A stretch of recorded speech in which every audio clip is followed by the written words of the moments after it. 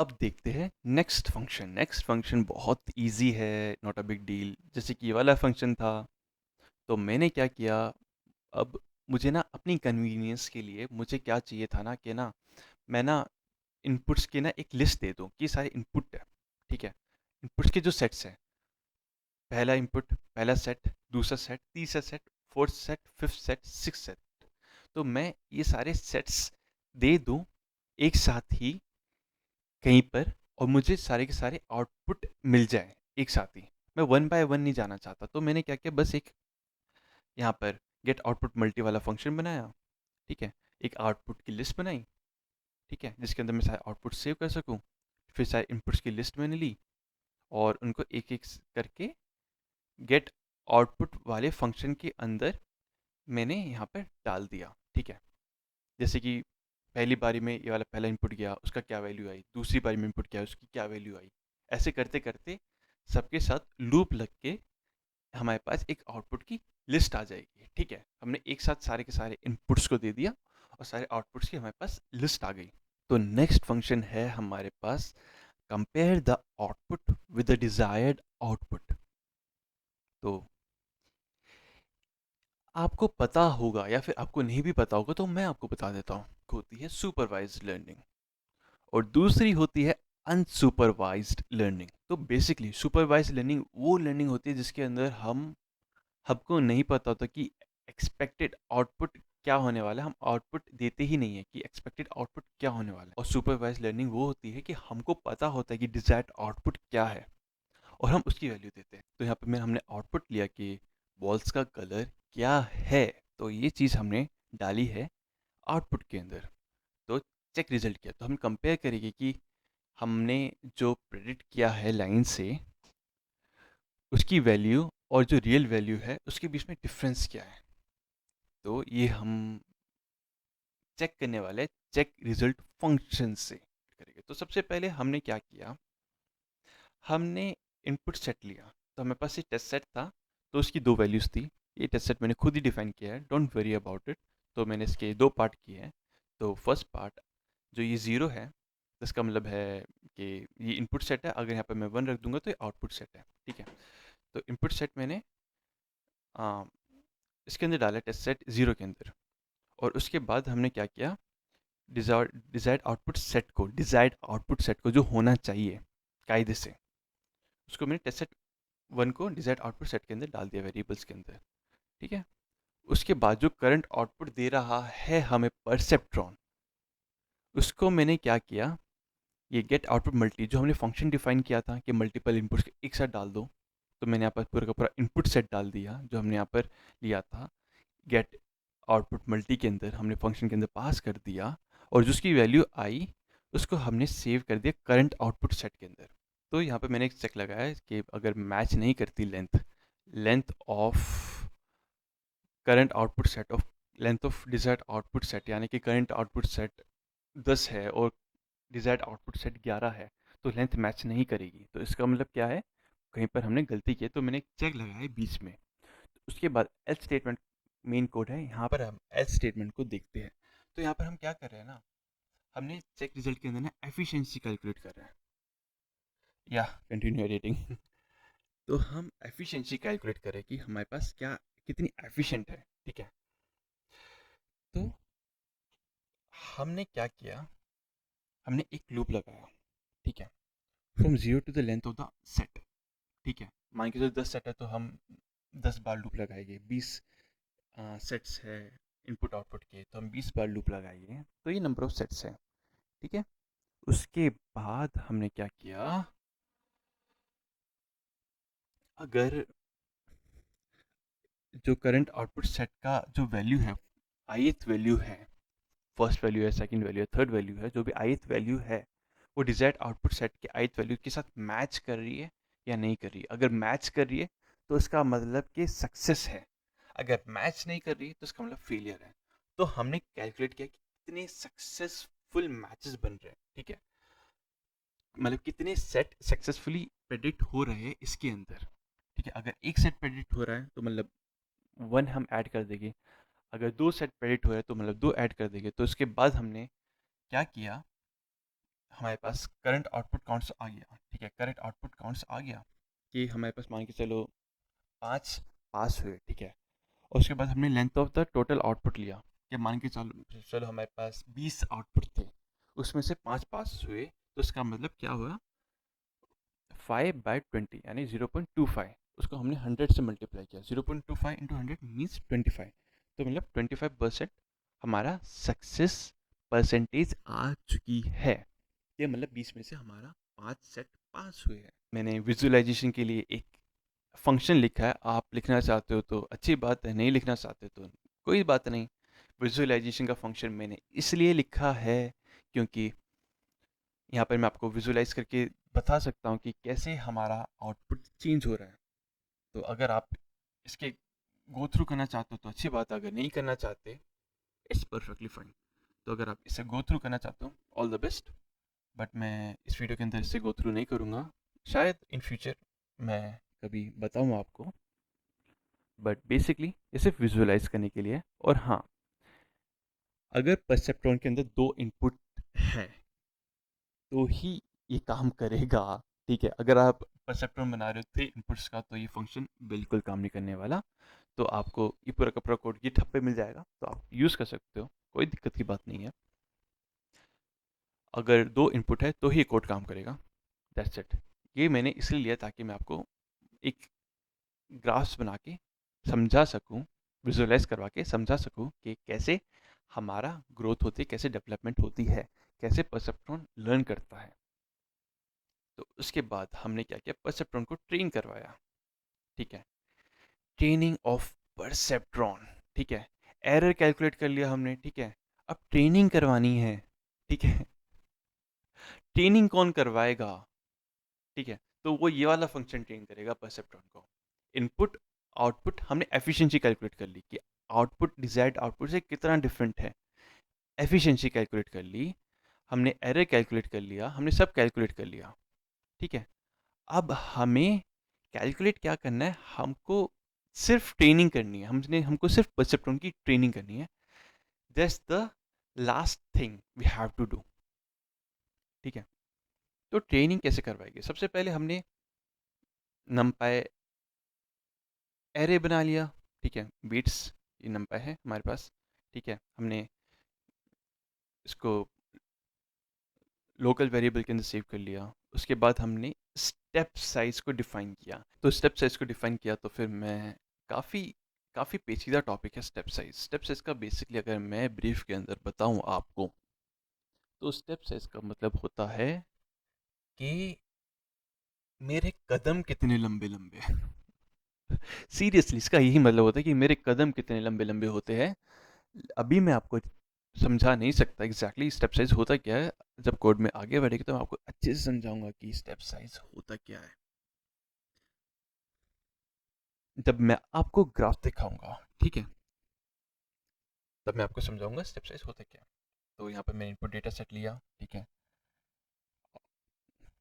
यहाँ पर मैंने आउटपुट डेटा सेट लिया और मैंने एक लूप चलाया, ठीक है। लूप के अंदर मैंने क्या किया, एरे कैलकुलेट किया कि ना आफ्टर एरे कितना कैलकुलेट होकर आ रहा है हमारे पास। तो हमारे पास जो आउटपुट था, आउटपुट सेट था, ठीक है, उसको हमने क्या किया, उसमें से माइनस किया जो हमारे पास इनपुट डेटा सेट आ रहा था, इनपुट डेटा सेट से जो आउटपुट आ रहा था यानी डिजायर्ड जो आउटपुट था। तो इस फंक्शन से हमारा डिजायर्ड आउटपुट आ जाएगा, क्योंकि गेट आउटपुट मल्टी उसके अंदर हमने इनपुट डेटा सेट दिया तो हमारे पास आउटपुट डेटा सेट आ गया। उसको हमने माइनस किया जो हमारे पास डिजायर्ड आउटपुट सेट था, डी आउटपुट सेट है हमारे पास, उसमें से हमने माइनस किया जो हमारे पास आउटपुट आया था थ्रू परसेप्ट्रॉन। तो हमारे पास एरर का पूरा एरे कैलकुलेट होके आ गया कि हमारे पास एरर क्या क्या आई। तो हमको वेट्स को अपडेट करना होता है। तो अब वेट्स किस तरीके से अपडेट हो गए, तो उसका पूरी इक्वेशन होती है जो मैं आपको अलग से किसी और वीडियो के अंदर समझाऊंगा। इस वीडियो के अंदर मैं आपको बताऊंगा कि इस केस के अंदर वेट्स किस तरीके से अपडेट हो रहे हैं। अगर आपको वेट्स अपडेट करने हैं तो इस तरीके से मानो आपने कोई इनपुट दिया और आपके पास गलत आउटपुट आया, ठीक है। अगर सही आउटपुट आया तो कोई दिक्कत नहीं है, ठीक है, आपका मॉडल काम कर रहा है उस इनपुट के लिए, ठीक है। लेकिन आपके पास ऐसा इनपुट आया जिसके लिए आउटपुट गलत आ रहा है, ठीक है, आपको जो आउटपुट चाहिए था उससे डिफरेंट आउटपुट आ रहा है, तो आप ना वेट्स को अपडेट करोगे, ठीक है। आप कैसे अपडेट करोगे, यानी वेट्स गलत लगाया आपने, तो आप वेट्स को किस तरीके से अपडेट करोगे, आपने जो इनपुट दिया है, जिस इनपुट की वैल्यू ज़्यादा होगी, ठीक है, उसका कंट्रीब्यूशन, उस वेट का कंट्रीब्यूशन ज़्यादा होगा मॉडल के अंदर। किसी इनपुट की वैल्यू कम होगी तो उसका कंट्रीब्यूशन कम होगा, उस वाले वेट का कंट्रीब्यूशन कम होगा मॉडल के अंदर। तो जितना ज़्यादा उसकी इनपुट की वैल्यू होगी उतना चेंज हम वेट को करेंगे, उतना ट्यून वेट को करेंगे। और अगर कम वैल्यू होगी इनपुट की तो उतना कम ट्यून हम उसको करेंगे। तो जितना इनपुट होगा उतना ही ट्यून उससे करस्पॉन्डिंग वेट होगा,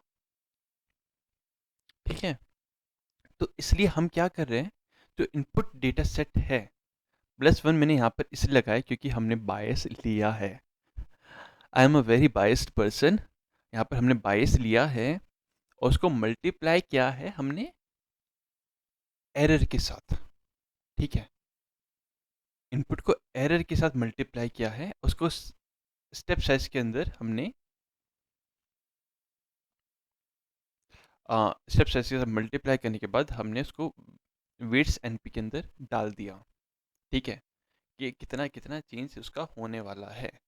और हमने क्या किया, जो फाइनल वेट था हमारे पास उसके अंदर जो ई वाली वैल्यू थी उसको ऐड कर दिया इस तरीके से, ठीक है।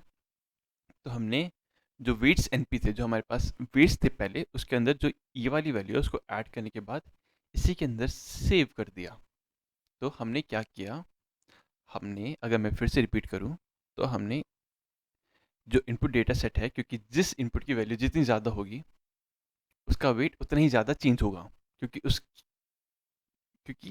उस इनपुट ने उतना ही कंट्रीब्यूशन दिया है गलत आउटपुट जनरेट करने में, तो वो वाला वेट उतना ही चेंज होना चाहिए।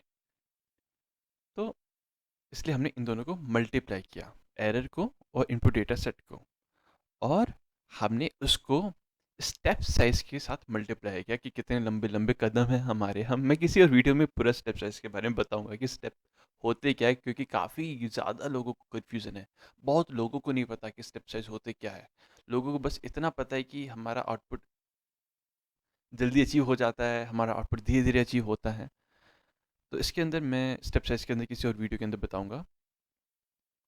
यहाँ पर सिर्फ इतना समझाने की चीज़ है कि स्टेप साइज के साथ मल्टीप्लाई किया और उसके बाद हमने अपडेट किया इसके अंदर, ऐड किया इसके अंदर, जो हमारे पास पहले से वेट्स थे, तो हमारे पास न्यू वेट्स आ गए, ठीक है।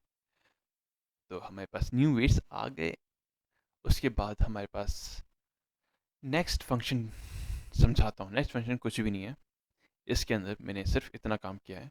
अगर मैं एक बार ट्रेन कर रहा हूँ मॉडल को तो 1 इटरेशन कहलाता है, 2 बार ट्रेन कर रहा हूँ तो 2 इटरेशन कहलाता है। तो मैंने इटरेटर नाम का एक पैरामीटर लिया है यहाँ पर, और इसको मैंने मल्टीपल इटरेशन के साथ रन करवाया है। तो यहाँ पर हम डिफाइन कर सकते हैं, हमको डायरेक्ट ये कॉल करना नहीं है, क्योंकि ये कॉल करेंगे तो सिर्फ एक बार 1 इटरेशन होगा। तो यहाँ पर मैंने इसके अंदर इसी को कॉल किया है, लर्न परसेप्ट्रॉन वाली चीज़ को, ठीक है।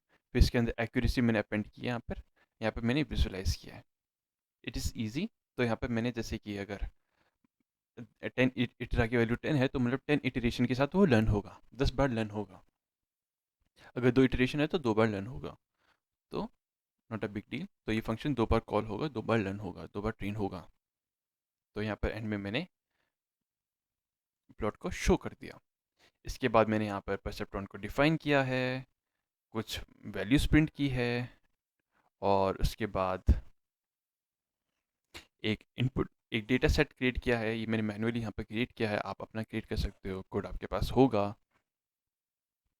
ये मैंने डेटा सेट क्रिएट किया है, उसके बाद मैंने सारी की सारी वैल्यूज़ प्रिंट की है, और उसके बाद मैंने विजुलाइज किया है, उसके बाद मैंने लर्न करवाया। तो चलो अब हम इसको, कोड को रन करके देखते हैं कि कैसा रन हुआ है ये वाला कोड। तो मैंने यहाँ पर क्लिक किया है। तो अब हम नीचे जाते हैं और ग्राफ्स की तरफ देखते हैं, माय फेवरेट। ठीक है, ग्राफ्स की तरफ देखते हैं। तो ये है ऑरेंज डॉट्स और ये है ग्रीन डॉट्स। अब इस लाइन को ना इस तरीके से ट्रेन हो रहा है वो धीरे धीरे, ताकि वो लाइन बीच में आ जाए, रेड डॉट्स और ग्रीन डॉट्स के बीच में लाइन आ जाए। ठीक है, तो आप देख सकते हो धीरे धीरे वो बीच में आने वाली है, धीरे धीरे आ रही है। आ नहीं, धीरे धीरे दूर जा रही है मेरे ख्याल से। देखो लाइन ने डायरेक्शन चेंज कर ली, हो सकता है बायस चेंज हो गया हो या फिर कोई वैल्यू चेंज हो गई हो ज़्यादा ड्रास्टिक तरीके से। हाँ, अब लाइन यहाँ पर है, अब लाइन यहाँ पर है, यहाँ पर है, यहाँ पर है, बीच में आ रही है, आ रही है, आ रही है, आ रही है, आ रही है, लगता है लाइन बीच में आ गई। और चूंकि मैंने 100 इटरेशन किए थे तो फिर इसके 100 ग्राफ्स बन के आए होंगे डेफिनेटली। तो हमको काफ़ी ज़्यादा स्क्रॉल करने की ज़रूरत है यहाँ पर। हम्म। हाँ, तो अब देख सकते हो यहाँ पर, तो ये है हमारा आउटपुट। हमारा आउटपुट किस तरीके से चेंज हुआ है। तो देख सकते हो स्टार्टिंग में एफिशिएंसी ज़ीरो थी, ज़ीरो के करीब थी, 20% से कम थी। ठीक है, ज़ीरो के करीब थी बेसिकली। तो एफिशिएंसी बहुत ही ज़्यादा कम थी और अचानक से एफिशिएंसी हमारी इंक्रीज होकर 100% तक पहुंच चुकी है। That is the output. Got it. तो 0 to 100%। तो और किस तरीके से 100% पहुंची है वो आप देख सकते हो स्क्रीन के ऊपर। और जैसा हमारे पास आउटपुट होगा, जैसा हमारे पास आउटपुट होगा वैसे ही हमारी एफिशिएंसी उसी तरीके से चेंज होने वाली है। तो यहाँ पर मैं बार बार रन करके दिखाना चाहता हूँ। इंस्टेड ऑफ 100 मैं यहाँ पर सिर्फ 50 ले रहा हूँ। मैं 50 इटरेशन करना चाहता हूँ, 100 बहुत लंबे हो जाते हैं। ये विजुअलाइज वाला मैं यहाँ से हटाना चाहता हूँ। ठीक है, अब मैं इसको रन करके देखता हूँ, देखते हैं क्या आउटपुट आता है।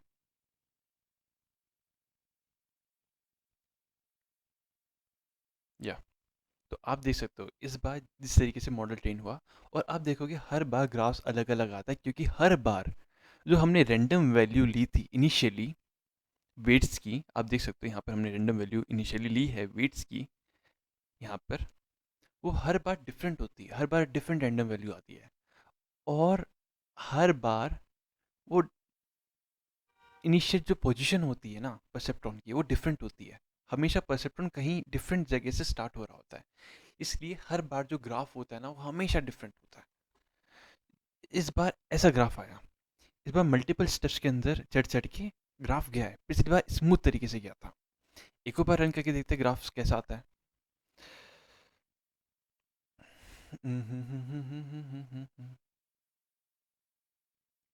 देखिए इस बार ग्राफ के अंदर काफ़ी अलग लगता है, यहाँ पर 100 पे जाके वापस पे 90s पे आता, फिर से 100 पे गया। तो इस तरीके से चीज़ें ट्रेन होती है, इस तरीके से परसेप्ट्रॉन ट्रेन होता है। और शायद हमें यहाँ पर सब कुछ ख़त्म कर देना चाहिए, सब कुछ नहीं मतलब ये वीडियो ख़त्म कर देनी चाहिए। एंड शुक्रिया मेरे साथ यहाँ तक बने रहने के लिए। थैंक यू, धन्यवाद।